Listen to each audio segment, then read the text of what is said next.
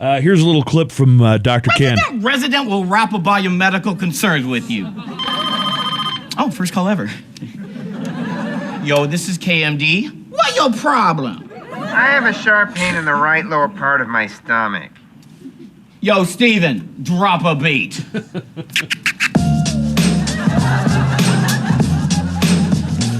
Sometimes it's hard to figure out what's going on inside us, but I can tell you that what you describe as appendicitis. You say you got a shooting pain inside your abdomen? Hang up the phone with Dr. K and go call 911.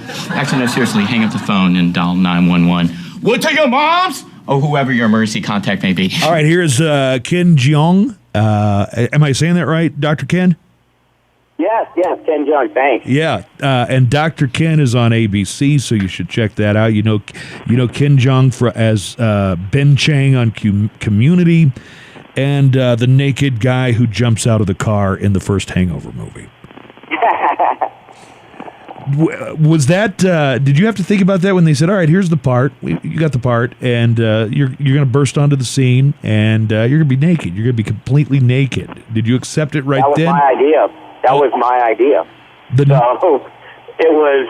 They were like, I pitched that idea because Todd Phillips, is the director of The Hangover, was the guy who did Old School, and it was really inspired when Will Ferrell was streaking naked in Old School, and I just felt like at midpoint in the movie and the script, they called for Mr. Chow to jump out of the trunk with just his slacks, and I was like, I just feel like it's just screaming for Chow to be naked in that. So it just happened, and I pitched that idea to Todd, and he was like, you don't have to tell me twice. So then so we did it, and then a career was born basically out of that. So no, it was really I think all of us, the whole cast, we took a lot of like artistic gambles and risks in that movie, and it just all paid off.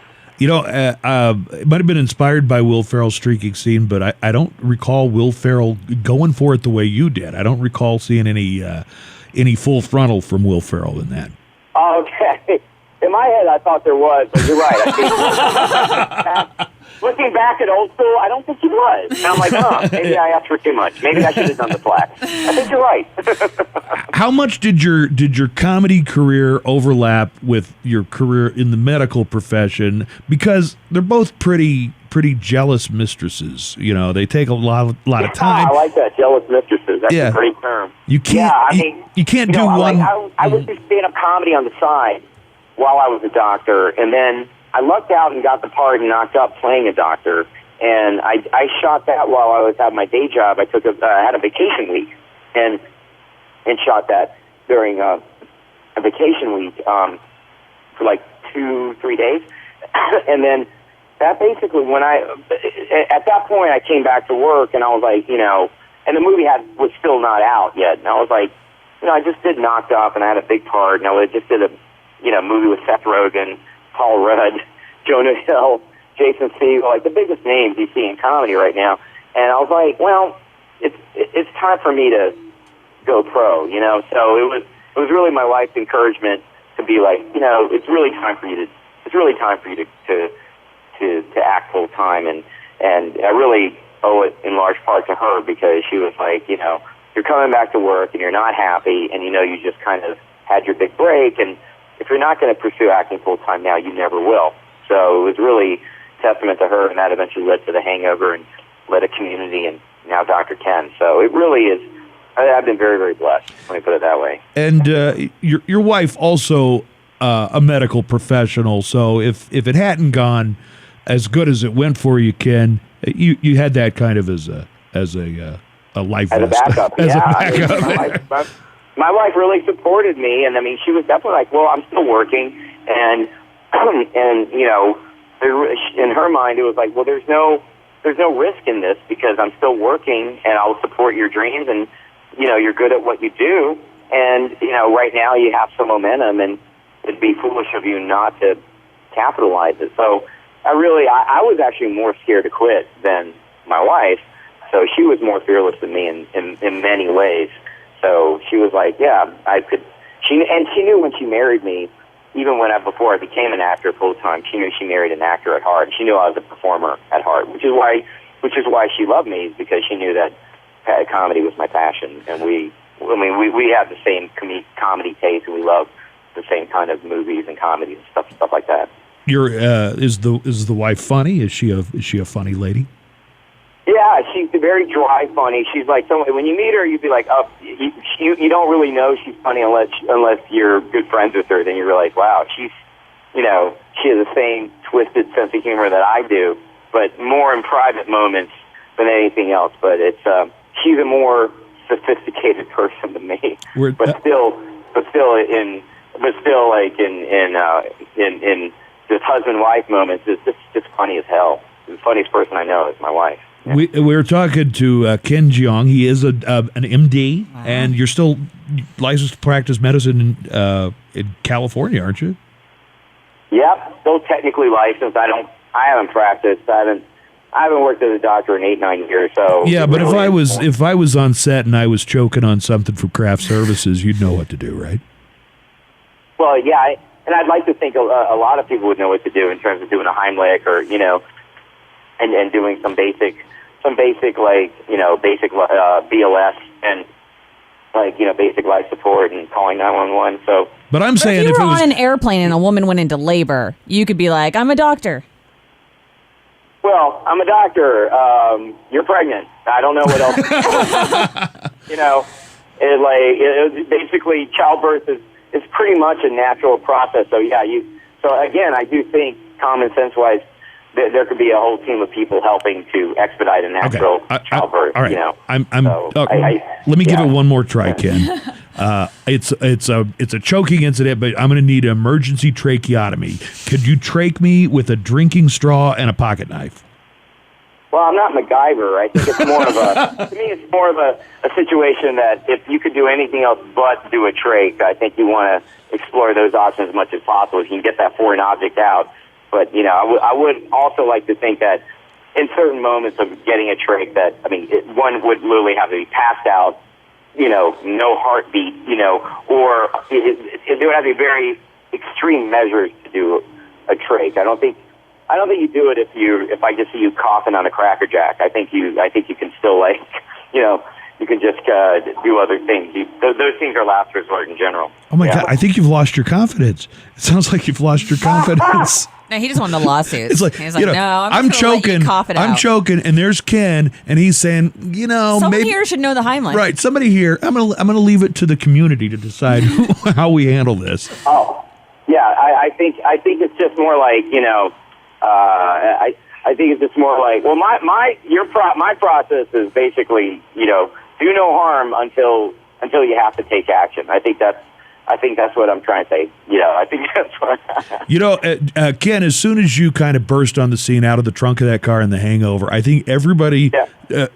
decided at once we need more of this guy. So a lot of people, this guy needs to be in more things, and it seems like that's the way it went. It seems like it happened really fast after that. You'd been in some stuff before, but it seems like after that it really blew up for you.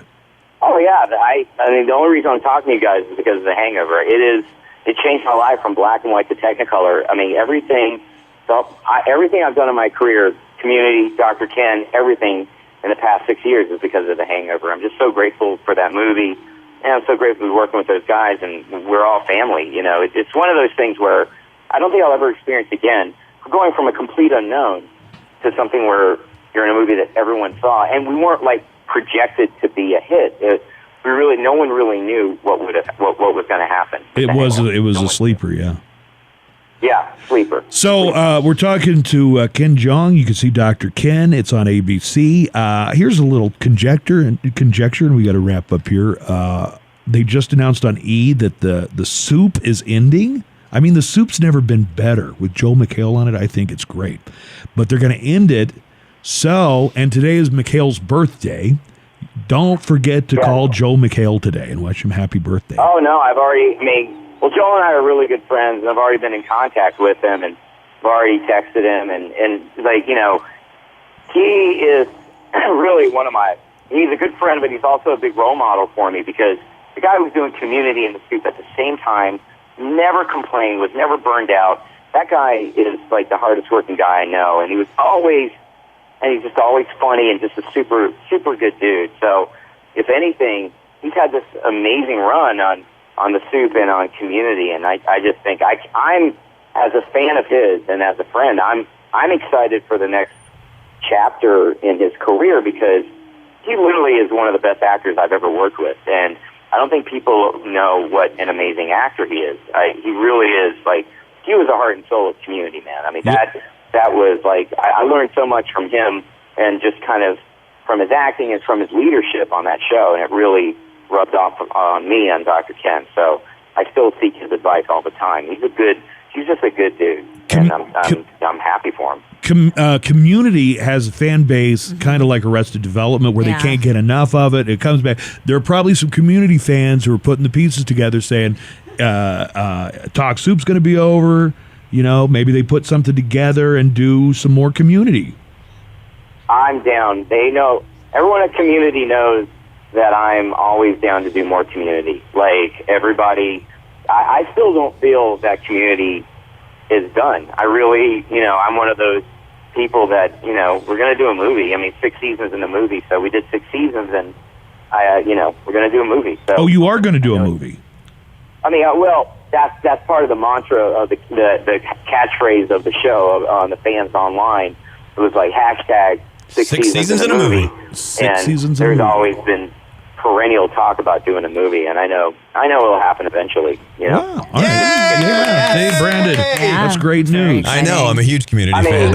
I'm desperately hoping that happens. Don't quote me out of context. Nothing is happening now. There is no movie now, as far as I know. But I know that the stars will align, and I'm very positive that will happen in the future. Just because I think the love of the show, due to the fans and also the actors, we just love being together. We're again another family. Community made me a better actor. I want to clarify, just for everybody listening, and this is coming from Ken Jeong, also Ben Chang from Community.